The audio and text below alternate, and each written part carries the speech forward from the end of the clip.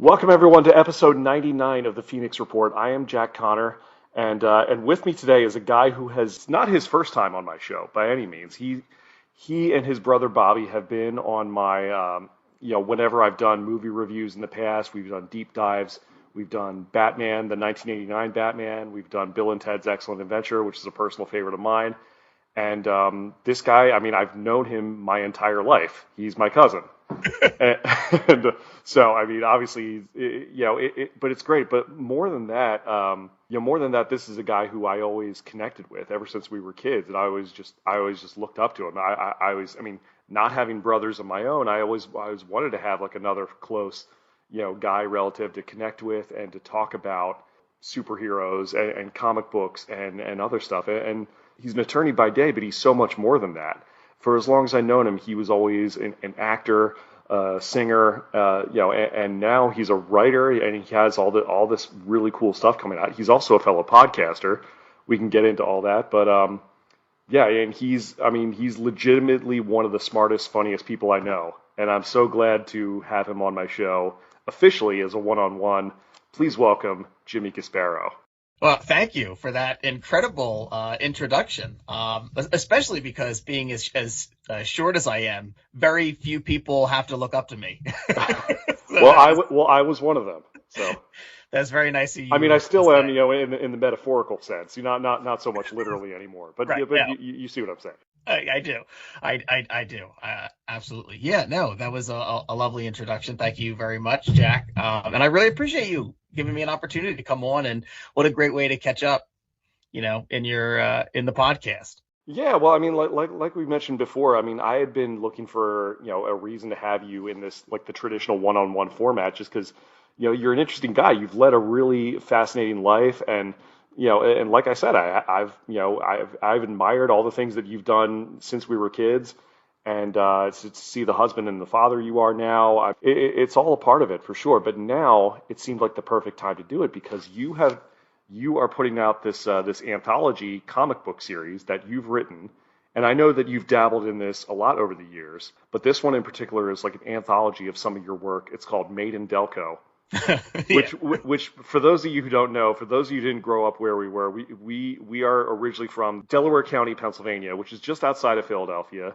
It's one of those things, if you're not in the area, it's kind of really hard to explain, but I think every major city, every major metropolitan area has that sort of working class, blue collar region that, just on the outskirts, not quite, I guess kind of the suburbs you can call it, but it's just like, it's very close to the city, and that's where we, I didn't grow up there mainly, but that's where our family is from. Right. I should explain, Jimmy and I are not first cousins. His grandmother and my grandfather were brother and sister, so I guess that makes us like third cousins or like first twice removed. I don't even know when you start removing people, I'm not sure how that works when they're like, we're first cousins once removed or second cousins. Yeah.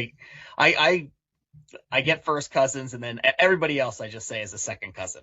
Pretty much. All I know is that we share a great grandparent somewhere. Yes. Yeah, we do.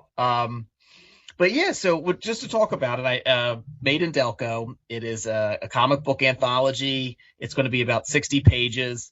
I think the one I sent you was 59, but there might be some other stuff in there as well. But it'll be about 60 pages, and essentially it has 10 stories that I've written, and I'm not an artist, so I've worked with some incredible artists in the indie comics community, colorists, letterers, to kind of put these stories together. A few of them have been published before in other anthologies, but they're stories that I really liked, and they meant something to me, so I wanted to include them now in this. And because I had all these stories completed, I thought it was a good time to kind of put something on Kickstarter. This will be the first thing that I ever, kickstarted myself. I've certainly backed a number of comics projects on there, but yeah, it'll be on Kickstarter for the whole month of April. You can just go to Kickstarter and search Made in Delco, and it'll come right up. But I've worked with some of my favorite people in indie comics. It's 10 stories that are all kinds of different genres.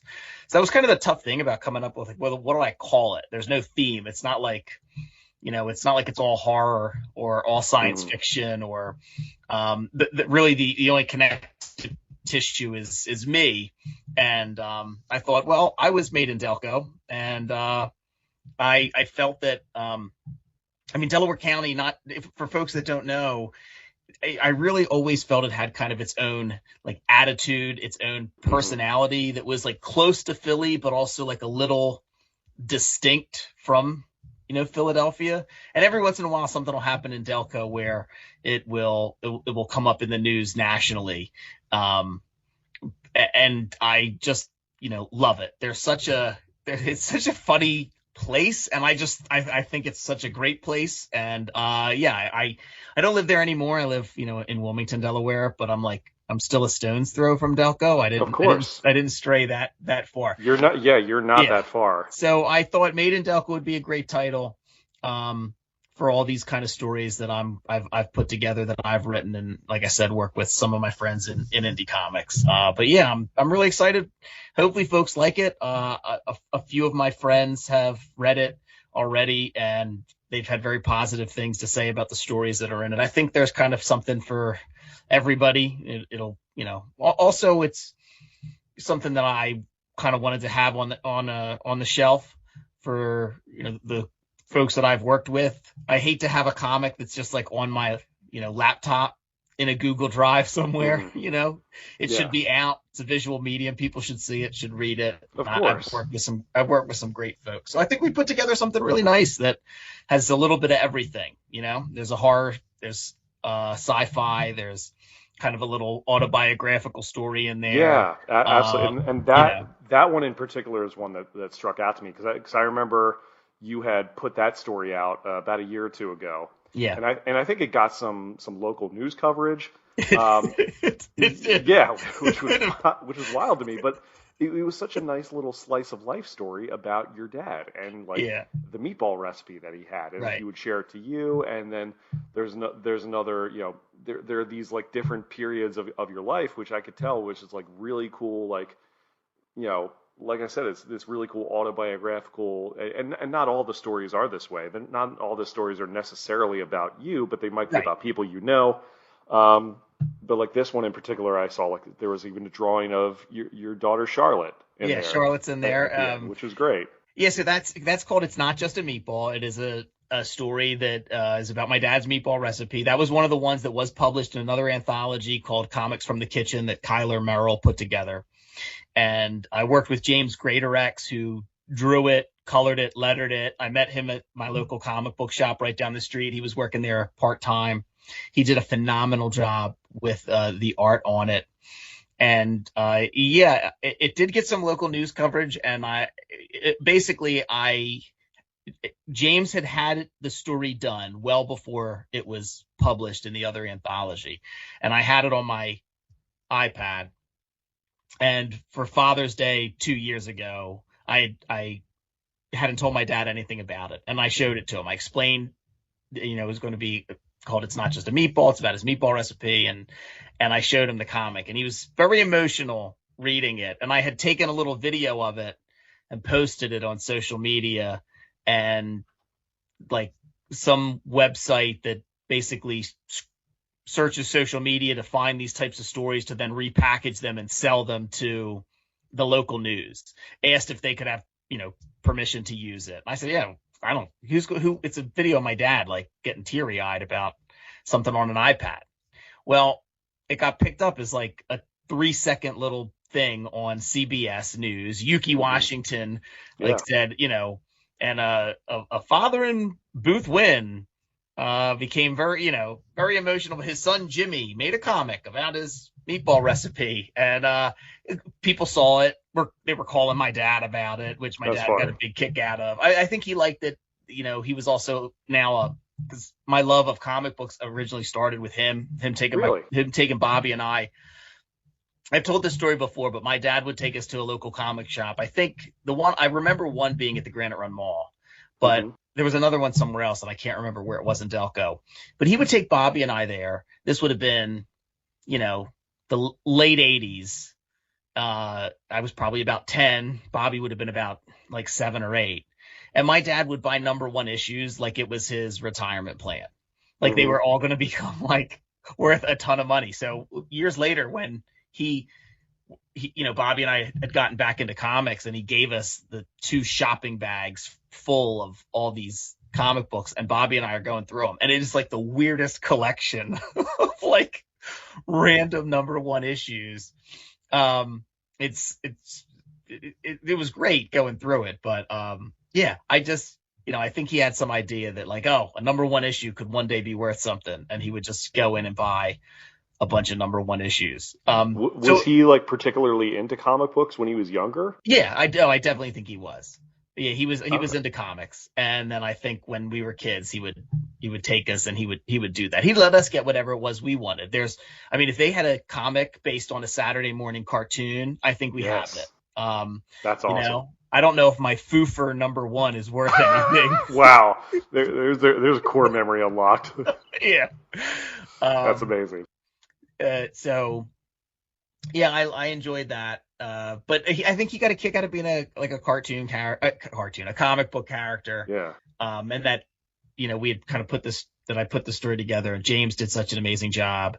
And it seemed like they seemed like they must have been real conversations that you guys had at certain points. Yeah. I mean, it's tough to remember exactly like anything word for word, but I tried to focus in on what I wanted to focus in on. I guess the kind of the trick of the comic is that each page is like a snapshot of a different decade, and it's a different part of the recipe. So first page is 1969, my dad like getting his first taste of a meatball, just like a made up scenario. But then 79, after I was born, and him and my mom in the kitchen, and 89 when I was 10 and the first time helping him.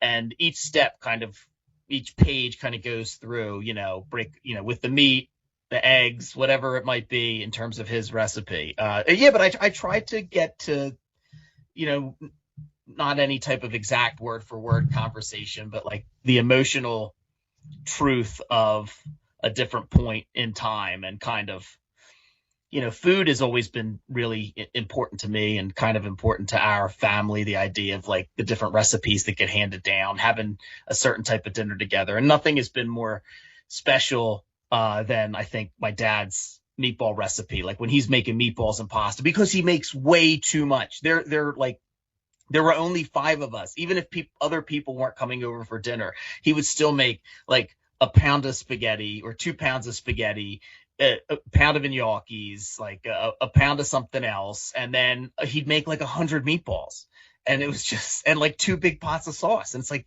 there are 5 of us. Right. It helped once we started dating and then got married and started having grandkids. Then it made more sense. But yeah, so it ended up to get back to what I was saying, it ended up getting picked up.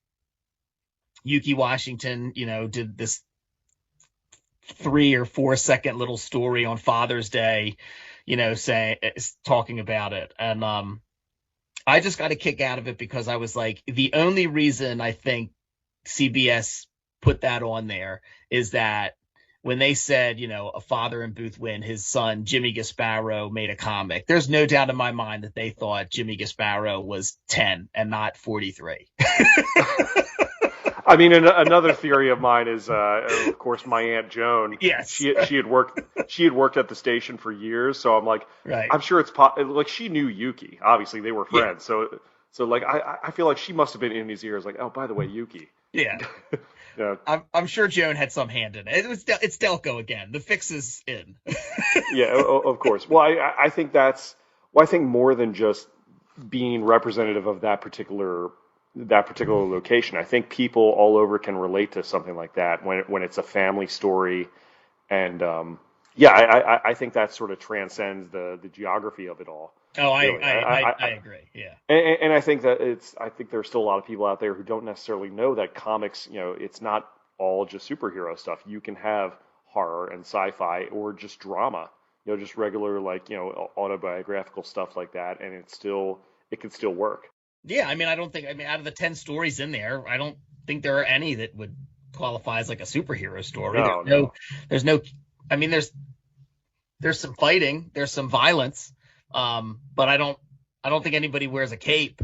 You No. know, Well, nothing I wrong mean, with superhero comics. well, I mean, I've read there was that one story that opened with the D&D scene, and yes, okay, somebody might have a cape in the D&D scene. You're that right. is entirely possible. But yeah, I mean, I remember, and having read that story, I remember that you had published some comics for there was one series during a couple years ago for like a Pride Month event or whatever it was, and I'm assuming that that must have been about like a friend of yours who probably went through an experience like that. I don't know if you want to name names or No, anything, but no, I mean it. Not. It was more like an amalgamation of some folks that I had knew than like one direct translation of an event. But yeah, the one story, one of the other stories that was published previously was called LGBTQ RPG, and it was for By Visibility #1, right. and it was the first comic I ever had that was published. Hmm. They had an open submission on social media to pitch a story idea and a script. Um, the folks at Lifeline Comics, Kat and Phil, were wonderful to work with. They gave me a chance. They worked with me on the script. Beck Kubrick did the art. Beck did a wonderful job, and Taylor Esposito lettered it, who's just a phenomenal letterer in indie comics. And yeah, it was kind of it's essentially a story of a bunch of friends that play any type of RPG, like Dungeons and Dragons, and two of the friends whose characters have like a relationship Hmm. in the gameplay. The one develops feelings, they're two guys. The one develops feelings for the other. And he's just exclusively dated women before. And it's kind of like a little bit of a revelation for him being Yeah. late in life. No, I mean, I say late in life, the character's in his like late 20s or early 30s. So Right. it's hard to say. I feel bad saying late in life when I'm 46 and I don't feel late in life. But No, I digress. but it seems like most people Yeah, have kind of figured that out by right. then, but not necessarily everybody, No, obviously. And that's no, what you're trying to shine a light on. yeah, that is the case. That like, sometimes dealing with or discovering, your sexuality doesn't always happen for everybody, when they're younger. Sometimes it Yeah. can come at you later in life because there's like a ton of stuff, and there's Yeah, a ton I'm of, sure that happens. and There are plus like lots of factors. You just don't yeah, know what somebody else is going right. through. And so I think it's a really cute story. I didn't. I did name the two main characters after my friends Mark and Jeremy. Hmm.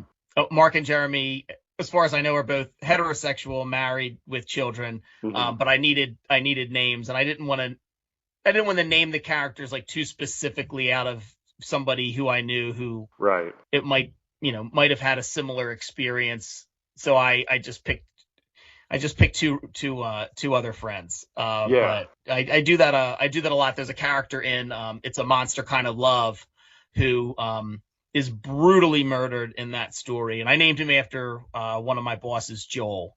Not because I want anything bad to happen to Joel, but I just like to point out to Joel that there's a comic book character who is dealt with very poorly, and Right. So just saying, Joel. Yeah.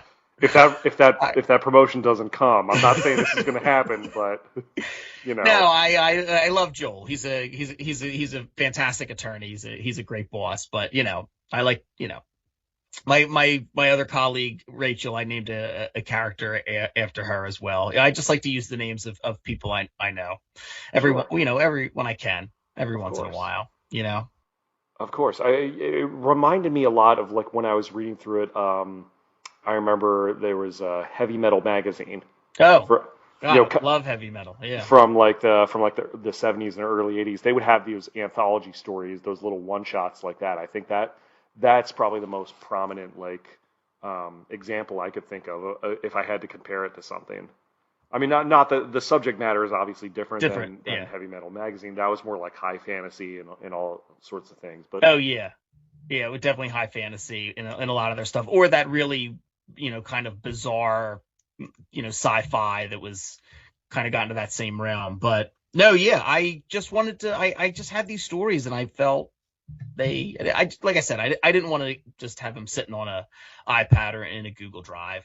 And I thought this would be a good opportunity to kind of, dip my toe in the water of Kickstarter and crowdfunding something. It's also something, Kickstarter, for anyone's listening who hasn't checked out Kickstarter yet.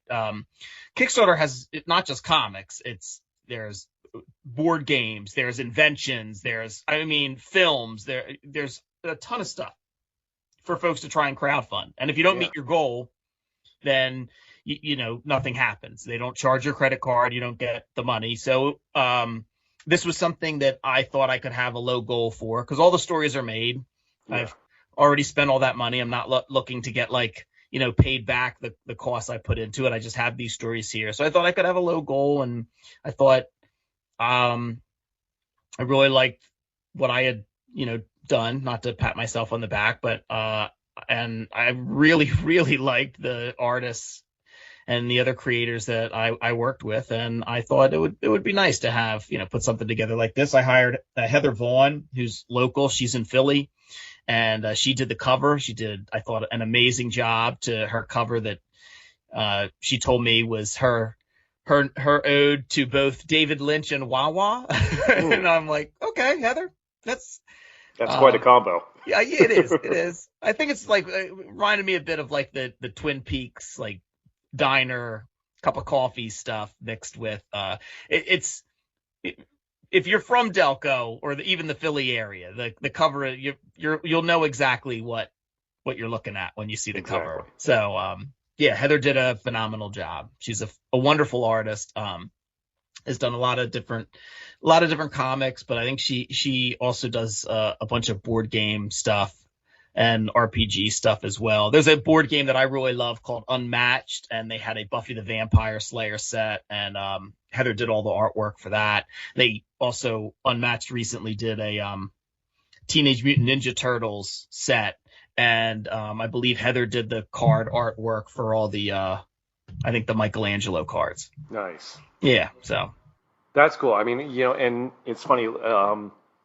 Just last week, I was sitting down with our cousin Alicia, and we were just talking about different things about what it means, even when you have a family and you have a day job, and you still have things you want to do creatively, and you find ways to express that out there. And your name obviously came up because we had talked about Jimmy has all this stuff. He's got this great job, great family, but he still finds a way to make those things happen. Tries to get those things out the way he wants them to. And and I've been in a very similar situation, especially over the past few years, with changing a few jobs and also kind of reevaluating some of my career goals, and also just being busier in my other careers than I ever have been. And also wanting to dip my hand in writing as well. We can get into that later, but it's it's hard. I mean, it's tough to try and find the time, because it's easy not to do something. It's real easy to just I'll get to it tomorrow, or I have all these other things that I have to do.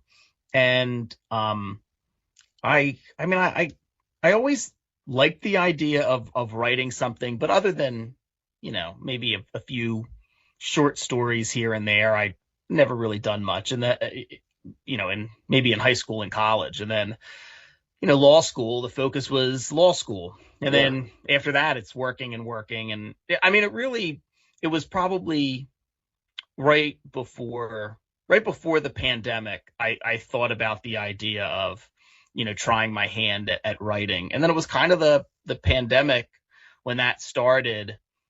I kind of really thought about what else I wanted to do. I did theater in college. I did community theater for a number of years. I really enjoyed it. But the last show I ever did was, I think, in 2010. So it's been 15 years. It's just a lot of time. I still have friends that do community theater. And that was another thing I meant to bring that up. I remember when you were in high school, I still do theater back then, and to even still see you still do it, even as an adult, like community theater. I always really admired that. I always thought that was really cool that you had something like that you loved, and that you found a way to keep it going. I always Well, thought that was great. thank you, thank you. I mean, I like to sing. I'm not, I don't think, a good singer, but I did do theater and community theater. I always admired you because all the different things you did with music, the different bands you had, and I remember Bobby and I were down there once in Florida. Like, I think you performed at like a food Yeah. truck festival. That Yes. was like that was awesome. I mean, Yeah, that was the weekend of my 30th birthday. It was about 10 yeah. years ago. And we ended up getting booked at this festival that was at like the Florida State Fairgrounds, which is right near a big amphitheater in Tampa. So it wasn't quite. I mean, I wasn't playing on the amphitheater stage, but still, to be out there in the Florida State Fairgrounds, which happened to be the weekend of my 30th birthday, having you guys come in, which totally surprised me. I mean, Oh, my that's wife right. Yeah. my wife totally arranged all that. We weren't even married yet, but like she had called you guys, had made it happen, and it was a big surprise type of thing, and it was just that was such a wonderful weekend. Yeah. I just I was talking about this with somebody else, like because my oldest, Charlotte, now is like 12, and when she's passionate about something, like, I can tell, but she spends so much time just like with her AirPods in, listening to music and doing her own thing. And I was talking to another friend about kids, the idea that, like, being passionate about something, there was a period of time, and maybe there still is, maybe it's just a certain age group where being passionate about something, or it doesn't seem like cool, like to Oh not yeah, find anything cool is cool. And I've never liked that oh yeah. attitude. Well, that's a thing. You see it I in don't, middle school, yeah, and it was like the same way when we were growing up. It's like that whole attitude where it's like if you're earnest about something, if you're genuinely enthusiastic about it, that yeah, earnestness, that's like the opposite of cool. right. And, That's a good word for it. And I Earnest. think, and I think especially when you're young, the whole idea is like, okay, I don't want to be a target. I don't want to be made fun of. I just want to kind of go through. I kind of want to go through, like, if I can go through high school or middle school with and be relatively unscathed, I'm good. Sure. Yeah. Yeah. And I don't know if, I mean, because, like, I mean, you lived in Florida, and Hmm. like Bobby and I were up here, and we didn't, before social media, it was harder to keep in touch at times. But I don't know how you felt going through it, but every time I think I saw you, or we hung out or interacted, you Hmm. always came across to me as somebody who, like, really embraced the stuff that you liked and you loved, and like that earnestness about whether or not it was karate or Hmm. music or whatever it was, like, that is that is always, to me, um just like, I think, an unbelievable, like, positive quality. Well, thank you. I don't know if you felt that way actually going through it, and like growing up and then having a career, like and also still doing music and still doing the Yeah. stuff that you did. But yeah, you always seem to me as somebody that kind of really embraced, like, this is me, this is what I like, this is what I'm about, and I want to talk about it, or I'm going to go do it. And I Thank just you. always love that. Thank you. Thank you. I appreciate that. It's yeah. I certainly I think I think I had the hardest time before I moved to Florida when I was in middle school. Um, and I think that had a lot to do with the school that I was going to at the time. Um, ironically enough, before I moved to Florida, we lived relatively close together. Yeah. I knew we had several like mutual friends, unbeknownst to me, just from like the schools I was going to, and sometimes I would know like the younger siblings of like guys who you were friends with, Yeah. and and so like oh, you're Jim's cousin? Oh, right on. So um, yeah, but I mean, and not that everybody I went to school at that time was bad to me or anything, but like I went through my share of hard times, especially in sixth and seventh grade. Those were particularly difficult for me. Yeah, I mean, as far as like being open and honest about the stuff I was into, I think some of that comes from probably my mom, who God bless her, she has zero filter between her brain and her mouth. Yeah. Hey, my mom as well. Yes, the two cousins. Yes. Shocking that they're related. I know, right? Uh, but like so I think some of that comes from that, and just and probably from that side of the family more so than maybe the O'Connor side. I'm not sure, but it's I don't know. For me, I just when it came to the things I like, whether it was music or comics or wrestling or whatever it was, I mean, there would be times I would try to downplay it, and I think when I was younger, sometimes I would probably talk about it too much, like to the point where it's like it was probably hard for me to relate to other people sometimes. Yeah. But for me, I didn't really know any other way to be, and I guess in a way that in a way I still don't, you know. For good or bad, I think. But yeah, I mean, not that I'm trying to keep talking about me, but it's. But yeah, I mean, I think you and I are very much cut from the same cloth in terms of like we see things we enjoy, and yes, we have, we're both family men at the end of the day. We both, Yeah. are relatively grounded in like, okay, yeah, I still need to go to work. I still need to pay my bills. Still need to do all this, and we both stayed in school. And that always seemed to be the way to it. It'd be like, okay, maybe I might have to sacrifice some things in the short term, but in the long term, it's like rather than going all in or like completely, being like, oh, that stuff's for kids. It's like sometimes the best way is through. Yeah. If that makes sense. No, I think it does. I mean, for me, I always like to have a creative outlet, and theater was it for me. When I discovered theater, really in high school, a little bit in grade school, but really in high school, then in college at St. Joe's, and then after St. Joe's, I still did community theater, like I said, up until like 2010, and then it was just a lot. There's a lot of time, Sarah and I were married. We were getting ready to start a family, and having to go to work all day and then go to rehearsals 3 times a week. I know folks that do it, and I'll go and see my friends in community theater plays. I'm not somebody that complains about it. I just went last weekend and saw my friend Dennis and Joseph in the amazing Technicolor Dreamcoat. But I think after a while of not doing anything creative, it was starting to bother me. I mean, I love my job. I love being an attorney. The past 3 years, I've been at a different firm doing plaintiff's work again. I absolutely love what I do. I love the people I work with. So not that I didn't feel fulfilled at my job. It's just different. And I didn't know if I wanted to do theater again or what it was. And to kind of get back to what I was saying, like when the pandemic started, I don't know. It's not that I had all this time on my hands. Like I still went to work because like nobody else was in the office. So I still went in to the office and still had stuff to do. So it's not that I found myself with a bunch of, time on my hands. But I felt, I wanted to do something creative again.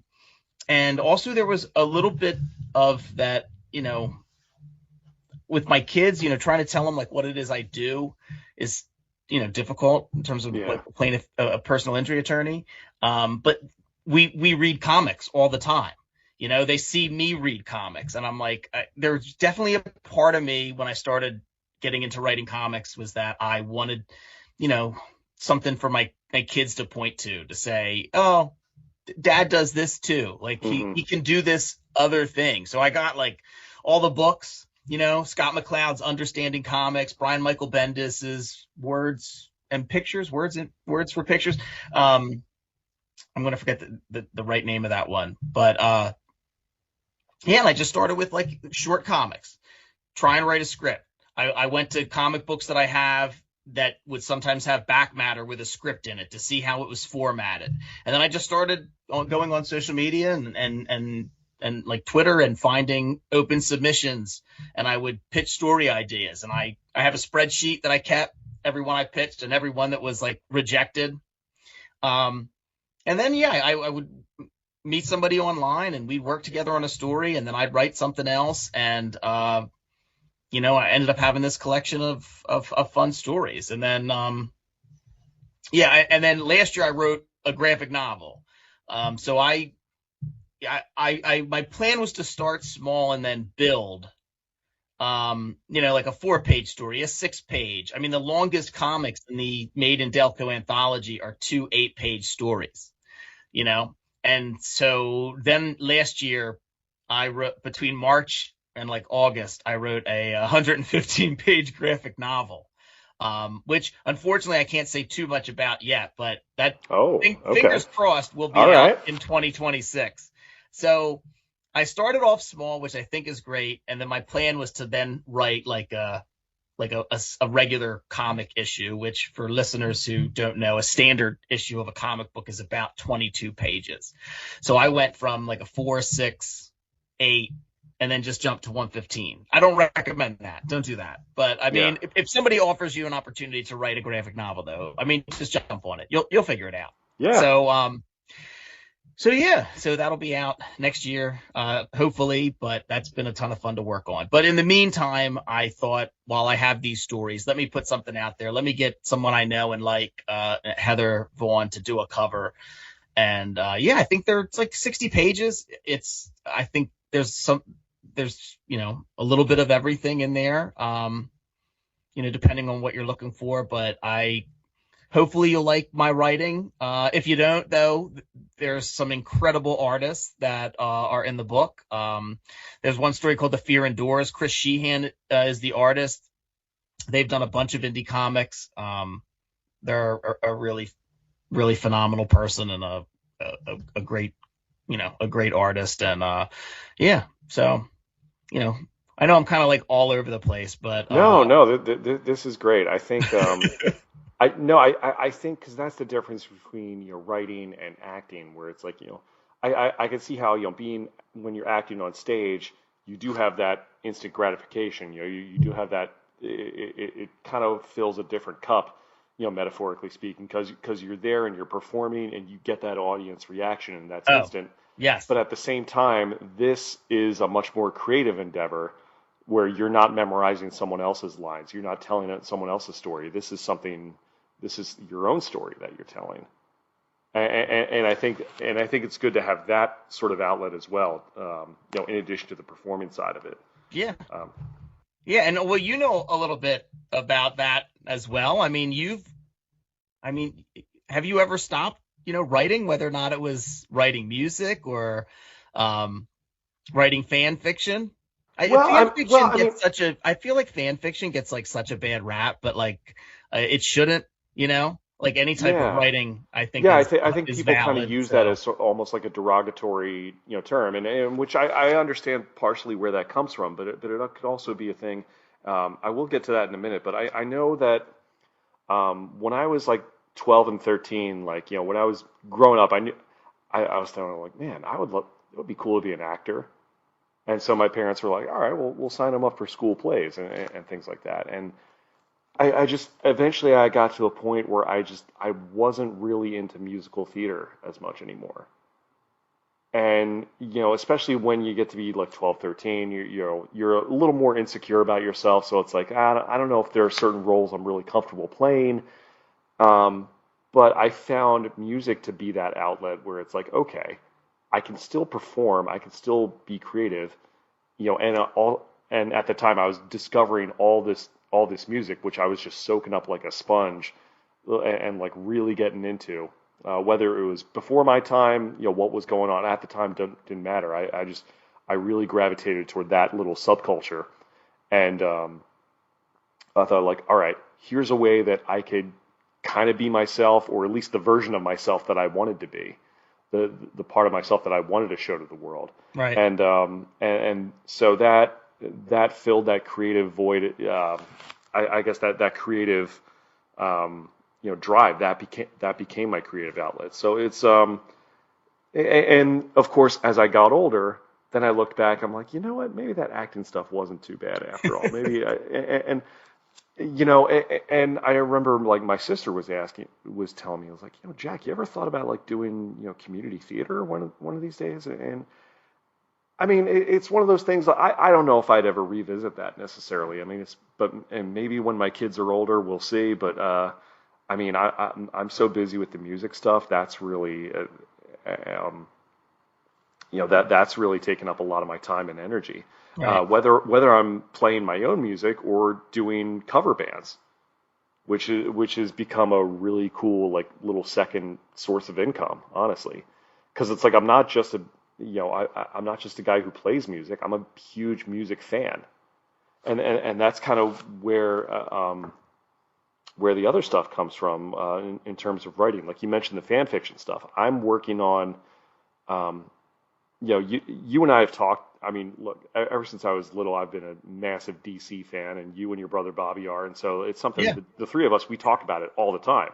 Yeah. What's coming out, or like, oh, I don't really like this, but I like this, and I think I got to the point where it's like, all right, I've had all these ideas in my head for years about if I was going to make like a DC universe, like how would I do it? And I'm like, you know what? Right. Let me put my money where my mouth is. And where that came from was from being around my kids.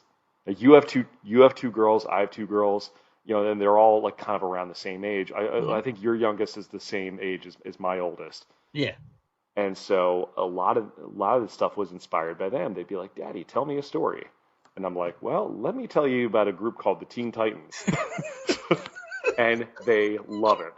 Like Teen Titans Go, they love that show. Yeah. I And so like Yeah, it but is like it almost feels like cheating, but like, because we would read stories to the kids, and then, I would read stories, and I would read comic books, and but sometimes they would be like, tell me a story, and you're just like sitting there like, oh, I got to make up a story. And sometimes you have it, oh sometimes yeah, you have it, you can come up with something, but man, anyone listen to this who isn't, a parent, and thinking about wanting, you might be one day. It's just, there are going to be days where you're like just so tired. hmm And I do think moms, have it, at least in my house, moms have it worse than dads. But, oh yeah, of 100%, course, yeah. but there were some nights it was just just trying to think of a story. And yeah, I would do the same thing. I would think about like a comic story that I knew fairly well. Now, usually what I would do is I would make them animals rather than people, hmm because I think that was would be like a fun kid thing. I think I once told Charlotte over a couple of weeks the whole story of, not a comic though. I think the whole story of Harry Potter, where I think Harry was a goose, and I don't Okay, know, in the goose who whatever. lived. Yeah, the goose who lived, whatever, sleep deprived delirium. Sure. It's But like, what yeah, kind of fever dream am I telling this right. child? But But also because the characters. The comics is so good, especially something like our love of DC, because we know mhm, the characters so well. There's been a million different stories about them, and they keep making them. And also because who hasn't read a comic book, even one you like? mhm, It doesn't have to be one you don't like. Even a comic you like, and you're like, oh well, I wish they would have done this, or mhm, Bobby does that. Bobby's great about that. I'm like, did you like this yeah, comic? He goes, well, I liked it, but I would have done something else. And I'm yeah, like, well, then I guess you should write comics. That's not what that's not what they right. did, Bob. That wasn't actually what I was asking. It's more of a yes or no question, Yeah, Bob. But but yeah, but yeah, it's funny, and I think the difference between like girl dads and boy dads, because it's like like I'll talk to my girls about some of these characters, and like Samantha, my oldest one, she'll be like, Daddy, who does Batman's laundry? I'm like, oh, well, that probably Alfred. And she's like, oh, tell me about him. So it's like the difference between like they don't necessarily they're not really interested in like the bad guys or like the fights and everything. right. They're just like, Daddy, can you tell me a story about the girl superheroes having a sleepover? And I'm Yeah, like, let's do this. got it. I Yeah, got it. yeah. Oh, that's So great. it's funny, but also even like because of YouTube and everything, I can show them old clips of like other like media and adaptations. Like I've even started showing my girls like the Batman 1966 Adam West Have stuff, you really? Do like the they ones like with. it? I mean, some of the stuff because it's more silly and it's more kid friendly, so it's Yeah. like they see like Batman and the Joker having a surfing contest, Yeah. they're like, that's hilarious. Yeah. I, Like I was showing them one episode. I was telling them one episode of how like the Penguin had this like crazy scheme where he was trying to marry Barbara Gordon to get like somehow immunity from like prosecution because she's the commissioner's daughter. And that's how it works. I was telling the girls, I'm like, for one thing, that's not how the law works. And like, and of course Samantha, like dead serious, she's like, what? Daddy, Barbara would never marry him. I'm like, I agree. Oh, I've tried to show my kids some of like the older stuff. The problem is um that they think that anything I think older than like 2000 moves at a glacial pace. That's been the biggest complaint with trying to show my kids anything You that mean in is terms of like the older. movies and shows and Yes, just they just yeah, feel like it's like way too slow. yeah. So it's tough for them to ever get into it because of how older stuff is paced. Well, I mean, I think that's interesting because it's like, you know, sometimes I feel that way, but like if I'm watching a movie from like the 60s or the 70s or even like or like the 50s or something like that, where it's like everything is just structured differently. And maybe that's a generational thing, or maybe it's just like as you get older, you appreciate those things a little bit more than you did when you're young. I don't know. Yeah, I don't know either. I mean, I haven't studied it. It's just, me trying to show my kids like older media, and that's generally been their response. But I jump in and I'll watch the stuff that they like. I'll check all that out. Some of Hmm. it's phenomenal. Like there's Yeah. some amazing stuff out there, especially like with you know, things along the lines of not necessarily like a musical, but kids shows that have a lot of music in them. There's a Hmm. show on Netflix called Centaur World that is like 2 seasons. I love Oh, I the don't songs in that.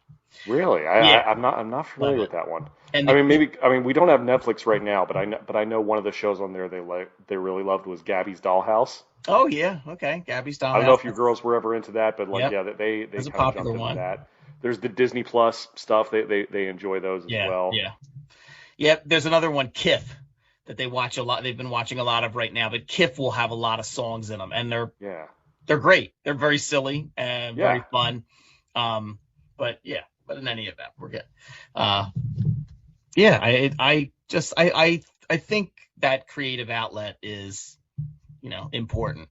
But I think beyond that, it also, I mean, especially when you have kids, you want to be able to share something with them and show that like, yeah, it's okay to also go after the things that you like to do, whether or not it's your main career or not. Like you can still find ways to do that, and Yep. yeah, and that's why I'm glad my kids are old enough to come see me play out once in a while. And I could tell them stories about how I went to LA that one time. Yeah. and Yeah. and of course they end up inspiring me to kind of write more. Now, I mean, you mentioned the fan fiction stuff. Like I am writing some DC fan fiction stuff because I've had for years in my mind how I would want to structure like, you know, not necessarily a cinematic universe, but like a universe, but in a linear fashion from like a beginning and end, and how, like, if it was up to me, how would I structure these stories? What would these character arcs be? How would they all weave together? And I'm working on like a Batman story right now in particular that's like sort of taking place sort of towards the end of his career, where he has all these life changes that he has to deal with. Meanwhile, like there's this larger threat that's going on, like the world's basically going to hell in a handbasket, but he still has to deal with this. Like he has to, you know, figure out how do I save the people I love while also managing all this and realizing that he can't do it by himself, especially as he gets older. Like he's like, I can't physically do this forever. It's like, so eventually I'm going to have to expand and, you know, so that's kind of where I'm going with that. But again, I'm writing stuff like that not because I can make money off it. I mean, for one thing, I don't own those characters, Yeah. so it would be impossible for me to make any money out. But like, I wanted to just put that out there into the world and see if anybody, um, you know, see if it resonates with anybody. See if anyone else like is like, wow, you did a good job with this. To your point earlier, there was one of your stories that kind of made me think of that. It's like that one story you were writing where, with this guy who's like, he's there at a kid's party and it's just like there was something that's like it's really hard to make friends Oh, at a certain yeah, that's age. just a one pager that I did for like after I started working with Comic Book Yeti. It was Sam Owen did all the art for it, but yeah, it was just a one page comic of kind of how I felt. Like it is tough to make friends as you get It older. really is. And it what and to figure like I had my first 4 page comic published, that LGBTQ RPG. I don't know. I was like 41, to still Yeah. have, and like I said, hopefully next year there'll be a graphic novel that I can announce. By the time that's published, I'll be 47. To think like, I'm still, you can still kind of teach an old dog new tricks, I guess. But yeah, I'm glad that resonated with you, though. I'm sorry I cut you off. No, no, absolutely. I think, but I mean, I think to that point, stuff like that kind of helps keep you young in a way. It's stuff like that to live for. It's something that you can sometimes be inspired by and share with your kids. And yeah, I think stuff like that are things that a lot of people can relate to.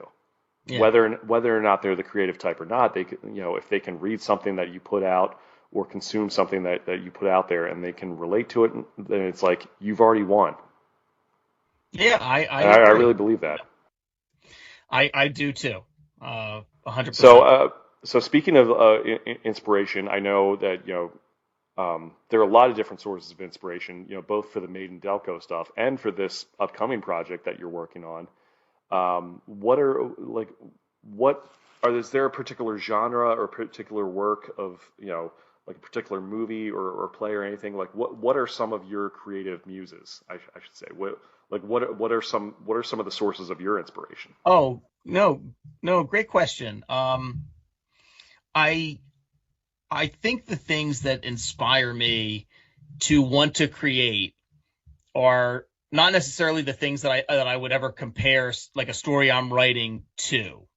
Um, they there are things that I love that like growing up, I loved the Twilight Zone. You Hmm. know, as I got older and I was a huge fan of movies, tried to watch like every movie I possibly could, went through the AFI 100 list. There's a ton of stuff that I love. The TV show Lost, I was a huge fan of. Um, but nothing that I make is like, any of those things. There might be one story in Made in Delco that's a little bit like a Twilight Zone type of story, the engineer of the circling zoo. Yeah. I think the things that want me that make me want to create are the things that I read or watch that are I feel like I've never seen anything like it before. The fact that there's something, and especially in comics, there's a particular writer, Zach Thompson. Hmm. I in terms of the stuff that I like to watch when I want to sit down at night and put like a movie or a TV show on or read a certain comic book. Zach Thompson's work is not necessarily that I thought is not something that I thought I would like normally gravitate towards. His work is like one of his biggest influences. You can tell in his work and in terms of the artist that he works with would be like David Cronenberg. Mm. But he has and his work on his own and his work with another writer, Lonnie Nadler. It just you read a comic like theirs, like they did one called The Dregs. They did one Her Infernal Descent. Zach Thompson has one right that's going on right now called Into the Unbeing, and it's not anything that I would have thought I would have liked or gravitated towards, and it's something that I feel like I haven't seen something before like it. And when you read something like that, or when I do at least, uh, the fact that humans have been making things for thousands of years, like we've been telling stories and pictures since ancient Egypt and Hmm. probably even before then. And that there's still stuff that I feel like is like brand new. And it's not that like, oh, I want to make something like Zach Thompson did. I can't do that. Like I don't have his influences. I'm not in his head. He's a brilliant writer, but it makes me want to create something when I see something that like I just feel like there's nothing else quite like it. Ram V is another writer he's absolutely brilliant. He actually has done some DC stuff. He did a recent run, I think, on Batman, maybe even Detective Comics, and he's I think he's doing like another comic series for DC right now. But he's also had a comic called The Many Deaths of Layla Starr that he wrote. I think he worked with, I want to say the artist is Philippe Andrade. He also did a comic called Blue and Green that it's like about a jazz musician. And it's just things in comics that you don't see very often. And it's like unbelievable to think that the stories that they are telling in comics now, that they're using the medium in a way that I don't think it's ever been used before. That they're telling stories that I think sometimes can only be told in comics. Like it wouldn't work as a movie or a TV show, or it wouldn't really work as a novel. And yeah, you come across something like that, and it's like, I can't do what they're doing, but what I've now read makes me want to do something. So it's hard for me to pin down like what my like what really inspires me. It's seeing something that I just haven't seen before. In terms of television right now, the TV show Severance, I feel like there's nothing else on TV like Severance. The first season was phenomenal. I'm just about to start the second season, but Severance was a TV show that was like, I want to make something. I don't know what it is, but I can't do what they're doing, but I love the show so much that it made me want to make something. So I don't know if all of that rambling made coherent sense at this point. No, I absolutely. Absolutely, and that's one of the great things about the podcast format is that we can go on these tangents, but it works. And speaking of podcasts, I know you do a little bit of yours with Comic Book Yeti. I know you're a major contributor to that show. Yeah, thank you. I love it. The Comic Book Yeti's podcast is called the Cryptid Creator Corner. You can get it wherever you get your podcasts. Byron O'Neill and I host it. We don't host it together. We do our own episodes. Matt Ligeti started Comic Book Yeti, I think in 2017. Matt left not that long ago, but Byron O'Neill took over as the editor-in-chief. Byron started the podcast. We've been going for a little over 3 years now. We have about 330 episodes, maybe. I'm pretty sure I keep track of mine. I'm pretty sure that I've done 178 in the past 3 years. And I love it. I talk to creators who have been making comics for years, and I've talked to creators who like me, are kickstarting their first project. We cover mainly indie comics. So if you like indie comics, and then check out the podcast, because chances are we'll have interviewed somebody that whose work and you can discover work from creators that maybe you haven't heard about yet. We did branch out a little bit into some Big Two stuff for December. I did DC December, and I covered 4 or 5 writers who also had some who have current DC projects, but also are have done indie projects as well. And then for March, I did Marvel March, so I interviewed 4 different creators. Spencer Ackerman, who's writing the current Iron Man. Oh, wow. Tony Fleece, who I think has a Thing story coming out that is kind of like the Thing fights the Marvel Universe. Oh, okay. I also interviewed David Pepose, who's done some Marvel work before, and he has he's doing a Cable book right now. But David, he has a Speed Racer coming out, and he is also the writer of the new Captain Planet that is coming out in May. Oh, really? Yeah, David's been. I've interviewed David Peppo's. Is that IDW? Who's doing the Captain Planet book? I think it's Dynamite. I think Dynamite got the Okay. license. Gotcha. Don't quote me on that, but I think that's who it is. I think it'll be out in May. But I've talked to David before. I really love David's work. He's one of my favorite writers in comic books. And, he told a story on the podcast where he's been trying to write a Captain Planet story for 10 years. Mm-hmm. And I think it was Dynamite that got the license. And so now he's going to be doing that. And then I also interviewed Ryan North, who he is currently writing Fantastic Four.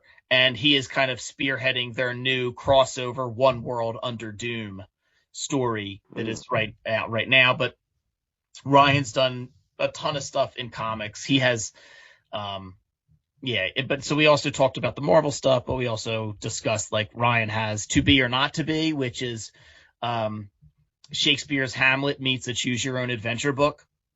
And okay. Really good. You go through, you make different choices, and it is the story of Hamlet. It's just wild how it works. It feels like it shouldn't, but it's really, really, really good. He also wrote another book that the amount of research he had to do, I can't quite fathom it. It's called How to Invent Everything. And it's basically, the book is set up as though it's a repair manual for your time machine. And basically, you have this time machine, you get stuck somewhere, and then you go to the repair manual, and it's like, you can't repair it. So good luck. We're going to tell you how to invent everything depending on when you're stuck in. So it's not like that's clever. It's not like a book that, I'm stuck in like 1976. It's a book that's like, I'm stuck 4,000 years ago. And it goes through. I mean, it seems like it has a very like Doctor Who type of feel to it. But it's like a real like manual, like a textbook. Like the amount of research, like it's not like a fiction story. It talks about the history of agriculture, the history of domestication of plants, the history of written language, like how like the history of like music and different inventions all throughout. Like it's crazy how good it is and how it sounds very educational. It is. I have a digital copy of it, and I was going through it preparing for the interview, and I was like, oh, this sounds like a really neat concept. And then I got into research to write something like that. Oh, it's unbelievable. Like I said, the amount of research that went into it. But I have a copy now, so if I'm ever stuck like 10,000 years ago, I mean, I think I'll be all right. There you go. Hey, can't hurt to be prepared, That's right. And so I really love the podcast. I love talking comic books. I love talking to creators. I love finding out, I don't have like a real format other than I do for folks that have been on the podcast the first time. We'll certainly talk about whatever it is they have coming out, what it is they might be there to promote.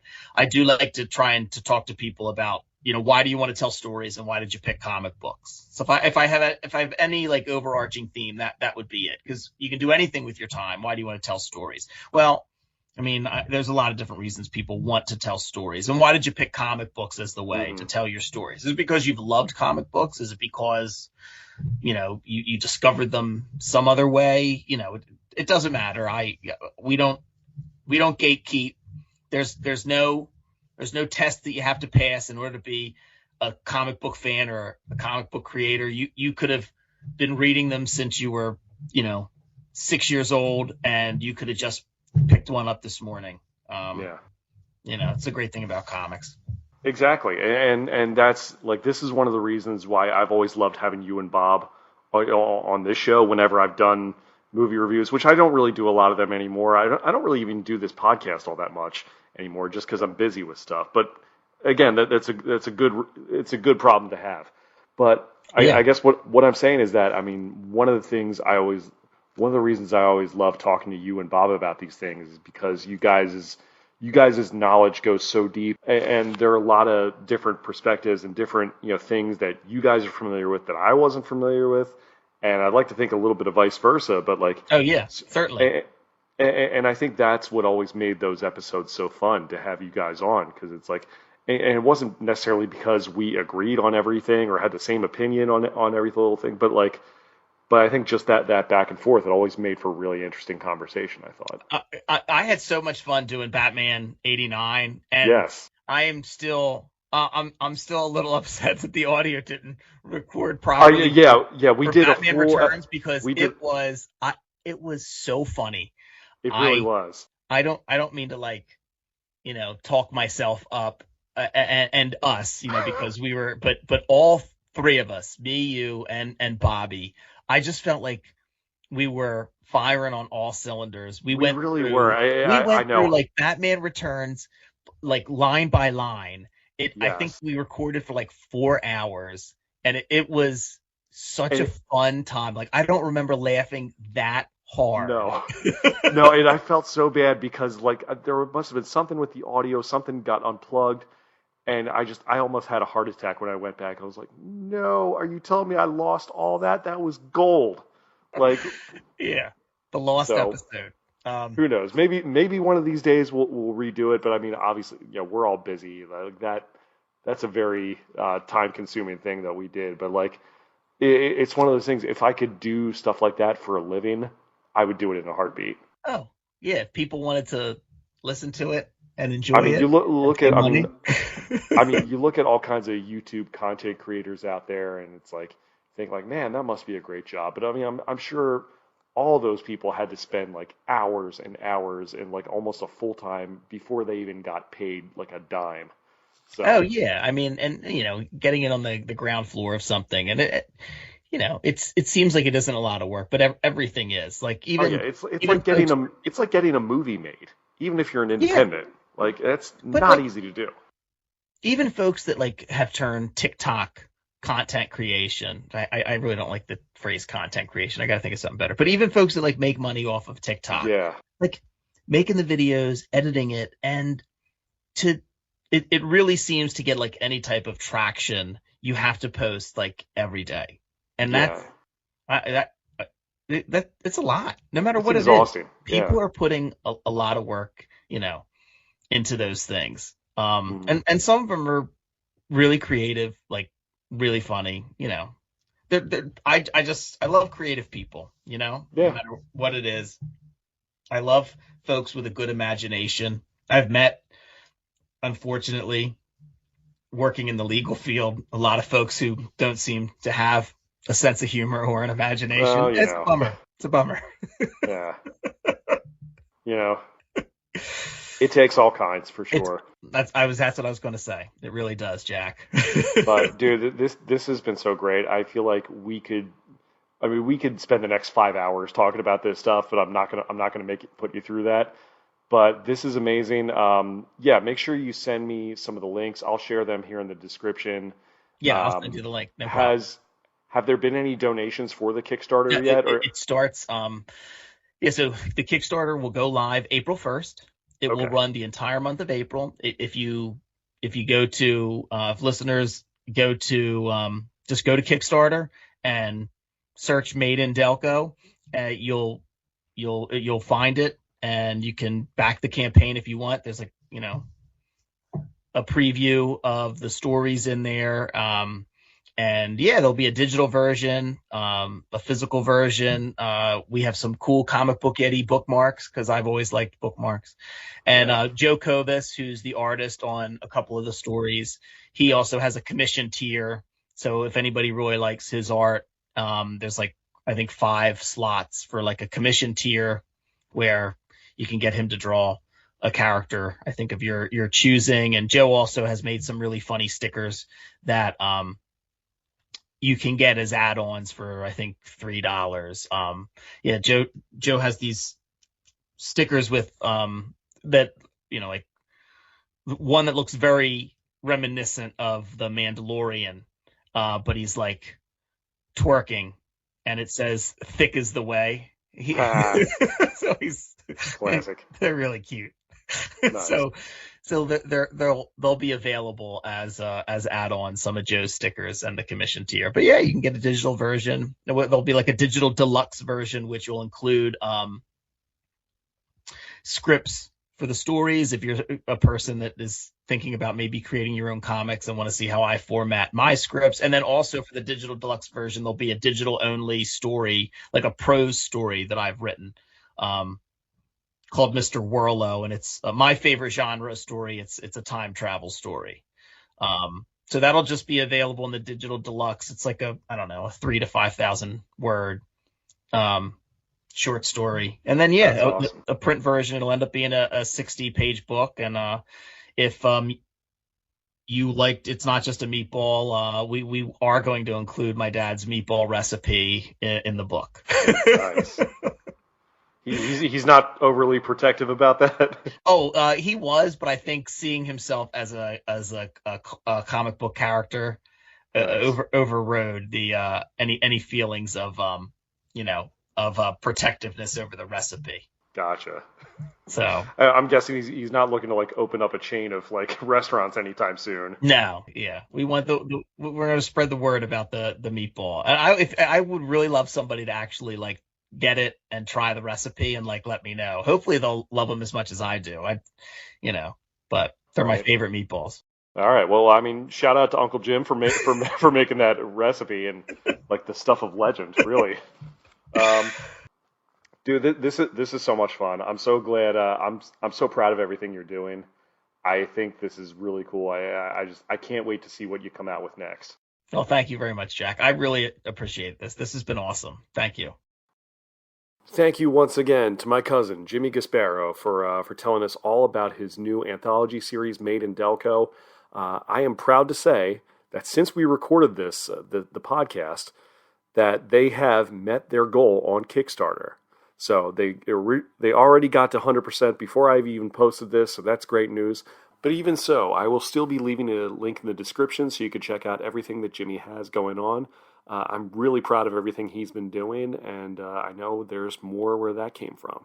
So definitely keep an eye on what he's doing if you go and follow his stuff. As far as what I've been doing, my band Sunset Rebellion, our new album, our debut album, Exit Delay, is available everywhere. You can find your music digitally on all the available platforms. Make sure you go and give that a stream. I'll have links for that in the description as well. So that is it. Thank you as always for tuning in. Make sure you hit like and subscribe or follow, leave a comment, leave a 5-star review wherever you're listening to this, whether it's on all the podcast platforms or on YouTube. However you're listening to this, I appreciate you guys tuning in as always. You can follow me on X and Instagram at jackxconnor. Thank you guys as always for tuning in. This has been the Phoenix Report. I'm Jack Connor. You guys take care.